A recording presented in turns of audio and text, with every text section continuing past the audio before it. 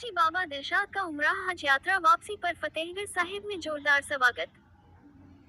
Fatehgarh Sahib berry वाले सैयद पीर फतेहगढ़ साहिब के गद्दी नशीन हाजी बाबा को उनकी तीसरी हज यात्रा की वापसी पर उनके चाहने वालों ने शानदार स्वागत किया गया। दिल्ली की जानी मानी गगन महंत ने हाजी बाबा को नोटों का हार व फलों का टोकरा भेंट किया। इसी अवसर पर जालंधर से मधु बाबा, गोराया से सलीम सुल्तानी, बिंदरी बाबा व उनके साथियों ने भी हाजी बाबा को हार पहनाकर मुबारकबाद दी। हाजी बाबा ने कहा कि उन्होंने मक्का व मदीना में जाकर जहां शबाब हासिल किया वहीं तमाम हिंदुस्तान की अवाम के लिए अमन व अमान की दुआ की। इस मौके गगन बाबा ने बहुत कम खुशनसीब लोग होते हैं जो मक्का मदीना जाकर हज करते हैं, वहीं हमारे पूज्य हाजी बाबा दिलशाद जी तीसरी बार हज यात्रा कर जो पुण्य अर्जित किया वो बेमिसाल है। हाजी बाबा ने कहा ये सब आपके प्रेम की वजह से संभव हो पाया, वरना तीसरी बार हज यात्रा करने की मैं कल्पना भी नहीं कर सकता था। मुझे तीसरी हज यात्रा करने व अपने चाहने वालों के लिए मदीना की अजूया खजूर व आबे जम लाने का भी शुभावसर मिला। एक बार फिर मैं तमाम दोस्तों चाहने वालों का धन्यवाद करता हूँ। अस्सलाम वालेकुम, नमस्कार।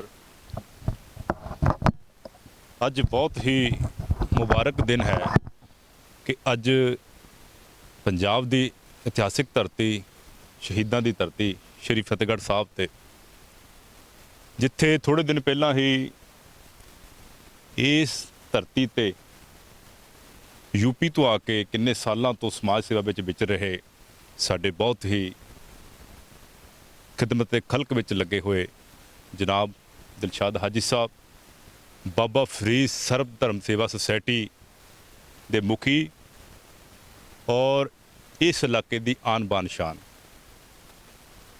ਜਿਹੜੇ ਕਿਸੇ ਜਾਣ ਪਹਿਚਾਣ ਦੇ ਮੁਹਤਾਜ ਨਹੀਂ ਹਨ।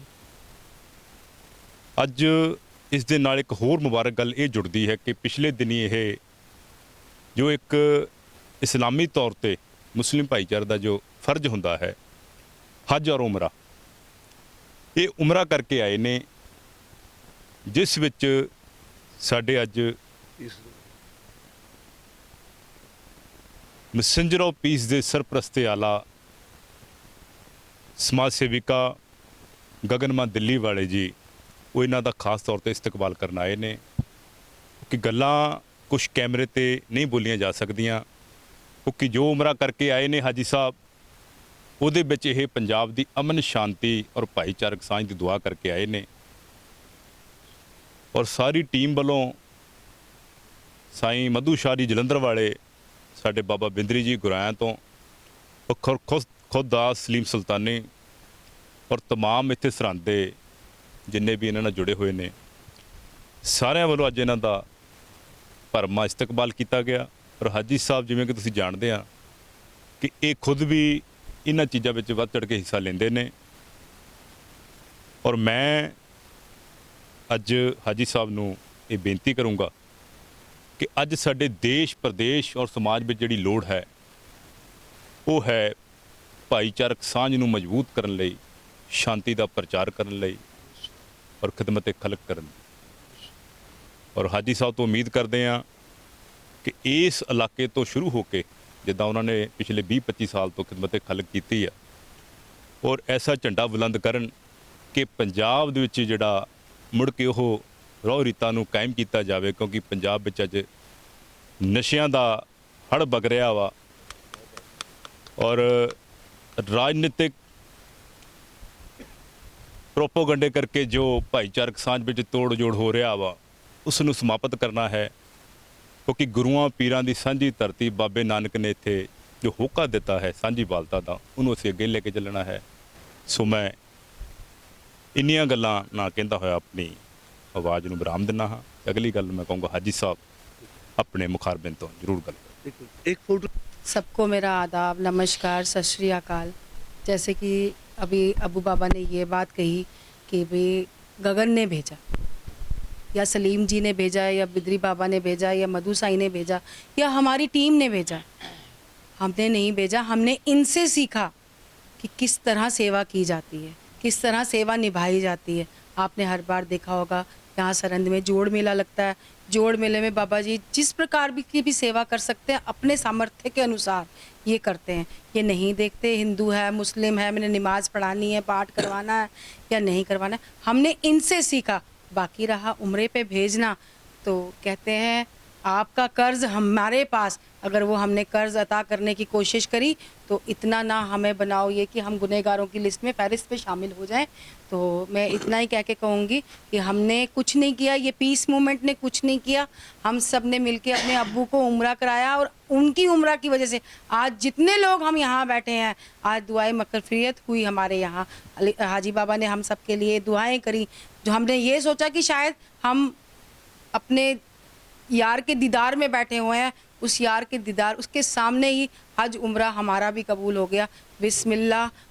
अल्लाह ताला हम सबको अपने अपने धर्मों की, दूसरों के धर्मों की इज्जत करने की, उनका नाम जपने की, उनका पूरे समाज में ये जतलाने की कि वो उसकी जात एक है। चाहे हम अल्लाह देखते हैं, चाहे भाई गुरु देखते हैं, चाहे क्या देखते हैं, हमारी मूवमेंट, हमारे हाजी बाबा जो ये कह रहे हैं, चला रहे हैं, दिखा रहे हैं, हम सिर्फ इनके नक्शे कदम पे चलने की कोशिश कर रहे हैं।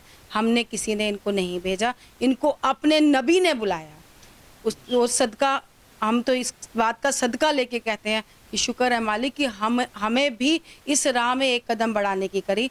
बाकी हमारी पीस मूवमेंट की तरफ से कोई भी हाजी साहबान जब हज करना चाहें, हम नहीं कहते कि हम बिल्कुल पूरे सूरे होकर उनके साथ खड़े होंगे, लेकिन जो हमारे हाथ में उनके लिए सेवा होगी, हमारी मूवमेंट ज़रूर उनके साथ खड़ी है, हर कदम में खड़ी है। और मालिक करे कि हमें ये तौफीक बख्शे कि हम और निगाहों से उम्रा और हज का दीदार करके आएँ। अस्सलाम वालेकुम। सबको मेरी तरफ से उम्रा करके आए हाजी साहब की को बहुत बहुत बहुत बहुत बधाई बाबा जी। इन सब परिवार की तरफ से आपको बहुत बहुत बधाई और तौफीक दे। जो भी हमारे मुस्लिम भाई बैठे हैं वो भी इंशाअल्लाह इंशाअल्लाह इंशाअल्लाह हज उम्रा करके आए और हम ऐसे ही उनका इस्तकबाल करने के लिए आए। धन्यवाद। गुरबाणी फरमान करती है, बैकुंठ नगर जहाँ संतां वासा। गुरबाणी कहती बैकुंठ बन जाता जिथे महापुरख आ जाते हैं। भजनीक संगतां भजनीक महापुरख जो आ जाते, इस पावन पवित्र जिहड़ी धरती है, इत्थे संत लुके हुए हाजी बाबा जी ते जिन्हां ने जाके अपने गुरु पातशाह दे दर्शन किए। क्योंकि जिन्होंने पातशाह बुलाते हैं, माया लोगों को बड़ी है, बड़े साधन है, पर जिहदे ते गुरु पातशाह अपनी पवित्र नज़र करते हैं, मेहर दी निगाह।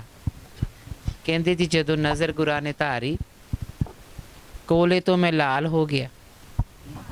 तो जदों गुरु पातशाह की नज़र इन्हां ते पई ते इन्हां ने जाके दर्शन किए गुरु पातशाह दे। सो इन्हां नूं बहुत बहुत वधाई है, क्योंकि इन्हां दी बड़ी वड्डी परसनैलिटी है कि ये मुस्लिम समाज के नाल चाहे बिलोंग करते हैं, पर इन्होंने हर धर्म का सत्कार किया। चाहे जगराता होवे, चाहे हवन चलता होवे, चाहे अखंड पाठ साहब चलते होण, उत्थे जाके प्रेम नाल शीश झुकाया ते पूरी मर्यादा विच रह के सेवा की। जदों शहीदी दिहाड़े चलते हैं, संगतां नूं गर्म पानी की सेवा, होर अनेकां सेवावां दिंदे। क्योंकि इन्हां दी जिहड़ी बिरध अवस्था नूं आपां देखदे हां ते बड़े संकोच विच पै जांदे कि बिरध अवस्था होण तो बाद भी बड़ी सेवा दे विच, क्योंकि गुरु पातशाह दी बड़ी किरपा। ते दूसरा कहते जी बसे जो चंदन पास चंदन बन जाए, चंदन के दरखत के कोल जिहड़ा घाह उग्या हुंदा उहदे कोल भी महक आउण लग पैंदा। सो ये गुरु पातशाह की नगरी दे विच बैठे हुए हैं ते बख्शिश है, पूरी संगतां नाल अथाह प्यार है। सो बड़ी बख्शिश ने गुरु पातशाह दर्शन करके आए, साड़ियाँ बेनतियां जोदड़ियां करके आए आ।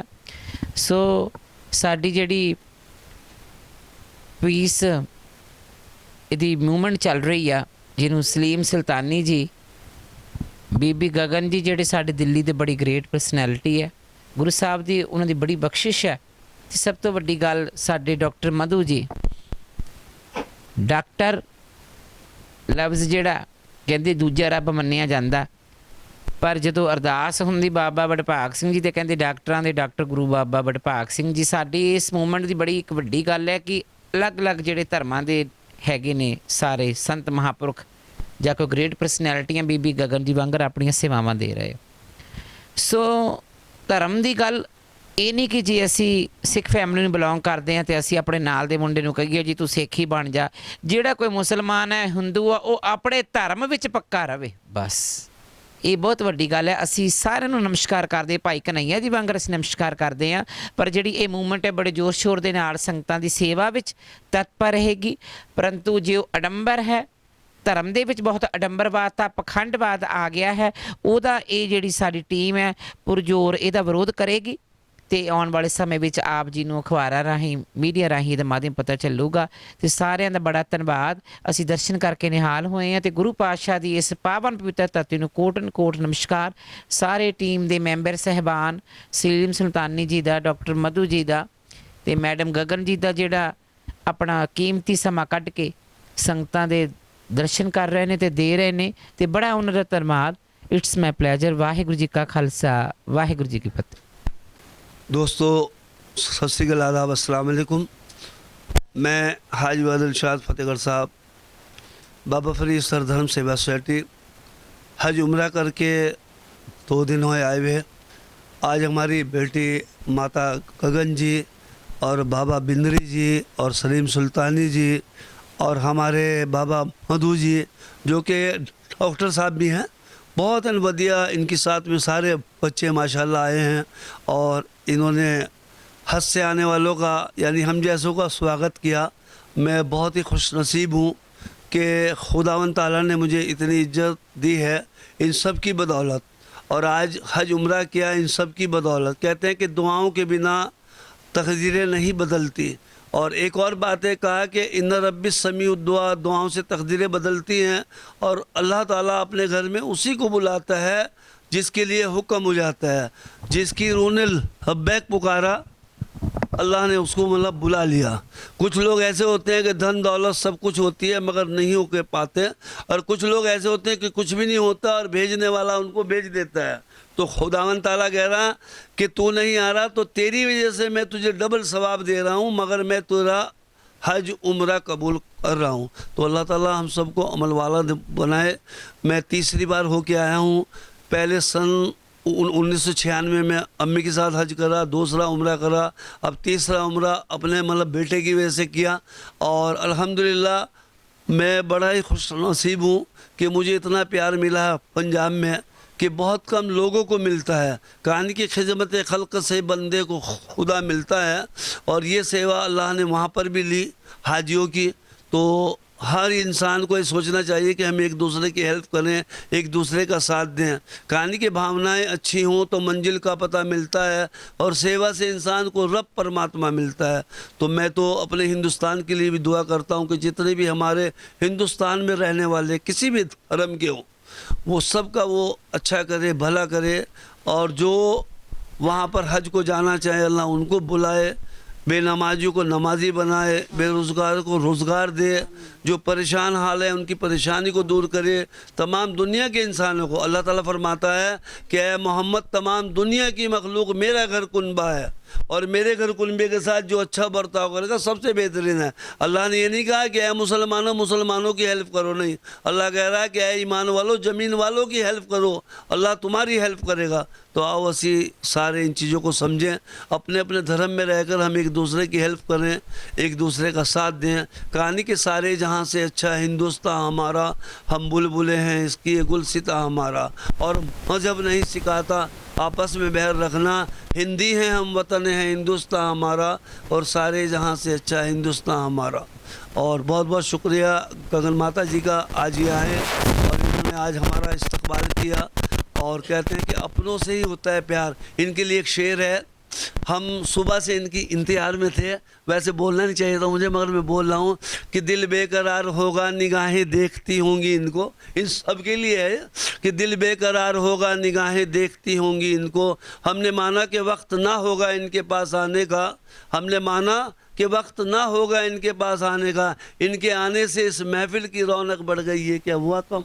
मेरे बेटे के मरने के बाद सभी ने मुझे अपनाया और पिताजी का वो दिया नाम कि हम आपके बेटे। और माता गगन ने तो बहुत ही बड़ा रोल निभाया। मैंने कहा कि मैं उम्रे को जाना है तो इन्होंने कहा कि मैं भी तुम्हारी बेटी नहीं बल्कि बेटा हूँ, और आप मुझे बताएं कि मैं आपको भेजती हूँ। तो आज जो दुनिया में लोग कहते हैं कि हिंदू मुस्लिम, अल्लाह जिसकी कबूल करता है उसी के हाथों से काम कराता है। तो मैं उम्रे को गया, इनकी बदौलत ही। इन्होंने बहुत कहा कि अब्बा जी तुम फिक्र मत करो, और फटाफट मेरा एक 4 दिन के अंदर हुआ काम। तो मेरी दुआएं हैं इनके लिए भी। और मैं एक मैसेज और भी छोड़ूंगा, आज हम हिंदू मुस्लिम सिख ईसाई में फंसे हुए हैं, तो दोस्तों अल्लाह जिससे काम लेना चाहे नेक काम उससे लेता है। ये चीज़ हम सोचते हैं, वो नहीं। वो तो कह रहा कि मेरे बंदे सारे और मेरे बंदे बहुत थोड़े, इतना टाइम नहीं है। वरना हज़रत इब्राहिम का एक किस्सा सुना था। हज़रत इब्राहिम ने कहा था कि बिस्मिल्लाह करके खाना खा, उस आदमी ने कहा नहीं खाऊंगा। वो नाराज़ हुए, तो जब चलने लगे खुदा की तरफ से आवाज़ आया कि ए इब्राहिम, ये 80 साल से मेरा नाम नहीं ले रहा, मेरी इबादत नहीं कर रहा, मेरे से खाना दे रहा, तू एक टाइम का नहीं दे सकता। तो वहाँ हमें पता चला कि अल्लाह किससे काम ले ले। तो हम शुक्रगुजार हैं माता जी के भी, और ये अल्लाह ताला इनको अच्छा रखे, खैर करे, बरकत दे और तमाम दे, और अल्लाह ऐसी बेटियां ऐसे बेटे सबको दे।